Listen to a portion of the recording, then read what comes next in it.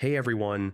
In this guide, I'm going to show you how to add a callable button in Google Sites using the updated 2026 layout.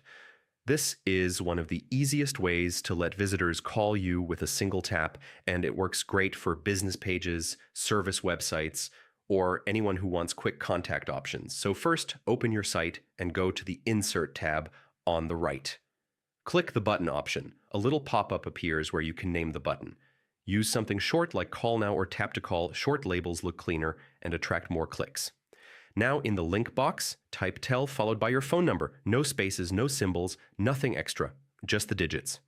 For example, tell 1, 2, 3, 4, 5, 6, 7, 8, 9, 0. This instantly turns the button into a tap to call link for mobile devices.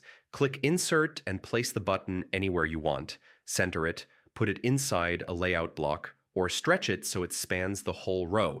Then customize the color and width. Bright colors usually work best for call buttons because they stand out and get noticed quickly.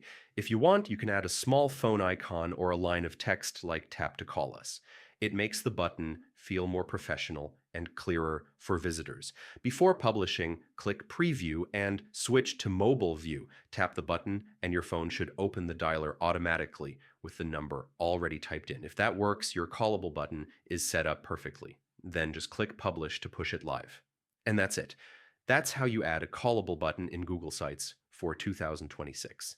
Super simple, super clean, and a great way to make your website more user-friendly. Thanks for watching, and